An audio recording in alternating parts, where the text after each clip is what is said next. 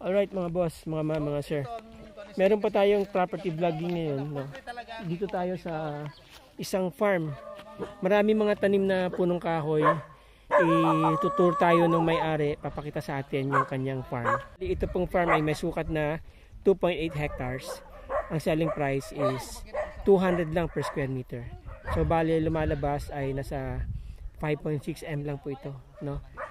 Ang title ay nakapangalan pa sa nanay niya. Siya lang naman ang tagapagmana, so siya lang ang pipirma.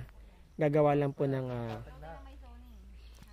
siguro self-adjudication yun, ano? Parang yun yata yun, na siya lang ang tagapagmana ng property.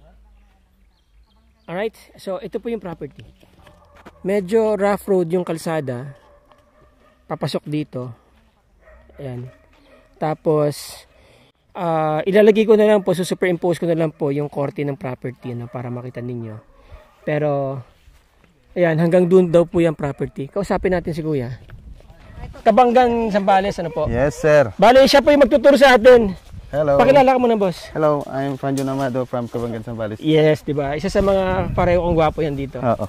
Okay, ano mga tanim niyo dito, sir? Sir, marami. Yan, katulad yan. Merong Ano to? suha, Suha ba to? kalamansi. Kalamansi. Gano'n na kalalaki itong katagal itong kalamansi? Sir, almost siguro mga 5 years, may 5 years. Ito, ano to? Yan ang tinatawag na, yung maasim din yan. Yung ginagawang wine. Yes. Santol. Oo, santol. Din dalanghita. Tapos ito, dalanghita. Dalanghita, kishu, Ano? kasoy. Tasoy. Kasoy. Yan, kasoy. Bakit tissue? Kishu. Okay, tissue. Kala ko tissue. Ito, ano to? Ano rin to? Melon. Okay, now, mga boss, mga sir, no? Rolling po yung, ano nila, yung farm. Papunta doon rolling. Which is good, maganda mag-alaga ng kambing dito. Ganitong paboritong terrain ng mga kambing, eh. Ito mga structures dito, boss. Kanina yan? Ito, mismong sa may kamag-anak. Ito? Kamag-anak din. Pasok ba yan sa property? Yes. Nakapasok yan. Oo. Okay. And then like, patingin ng may mangga. Ano mga mangga to? Kinalabaw. Kinalabaw, lalaki Pico. Tapos sir, hanggang saan? Doon? Paikot. Yan. Okay. Hindi na tayo papasok sa masukal. Masukal siya, pero patag siya yan. Patag. Ano itsura nito sa ibabaw? Ganito rin? Patag ganito rin. Pagdating dyan sa loob? Oo. Patag din siya. Mga ganon hanggang doon. Ano mga naitatanim dito bukod sa mga fruit bearings?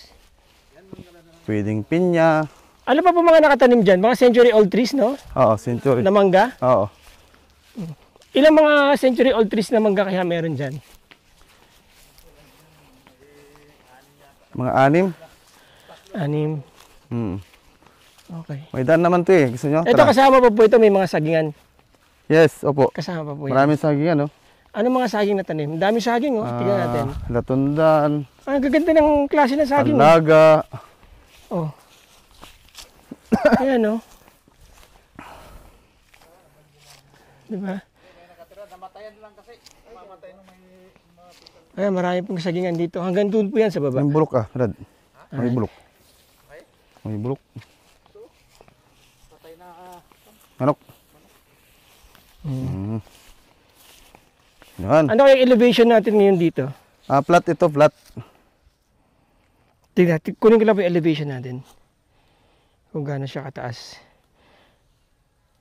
Okay, nasa 30 meters above sea level tayo. Taas. Ayan. Okay. Ito, hanggang saan yan, sir? Hanggang doon.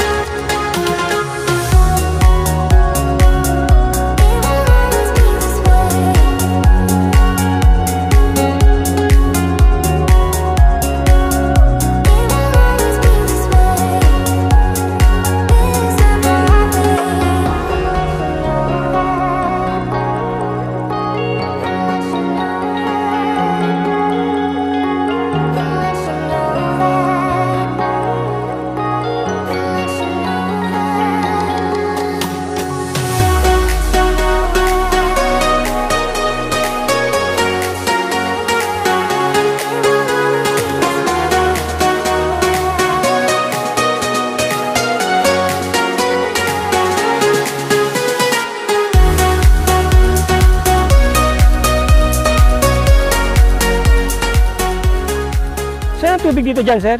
Hindi Opo. ba natutuyuan yan? Hindi, deep well yan. Hindi yan Alam niyo, natutuyo. boss, ang ganda magtanim ng mga ano dito. Mga, Ayun o, deep well o.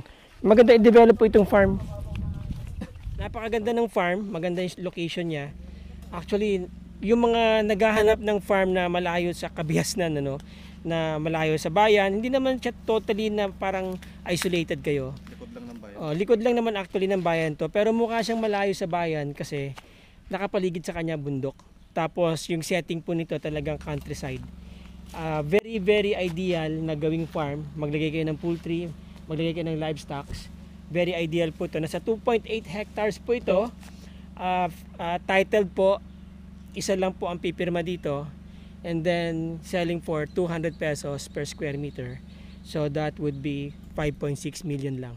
Mura na po yan mga boss, mga ma'am, mga sir. Okay, magandang investment po ito. Sa mga interesado po dyan, sa ating mga viewers dyan, baka may isang interesado dyan, pwede po kayong magpa-schedule ng inyong trippings, ng inyong visitation. Anytime, kontakin nyo lang po ako dyan sa aking mga contact details. Ano po, pati sa aking Facebook, that's right, sa aking Facebook account. Nandiyan po yung link sa description para may message nyo ako sa Messenger. Again, maraming salamat po sa inyong panonood mga boss, mga sir. Till the next video. Ciao!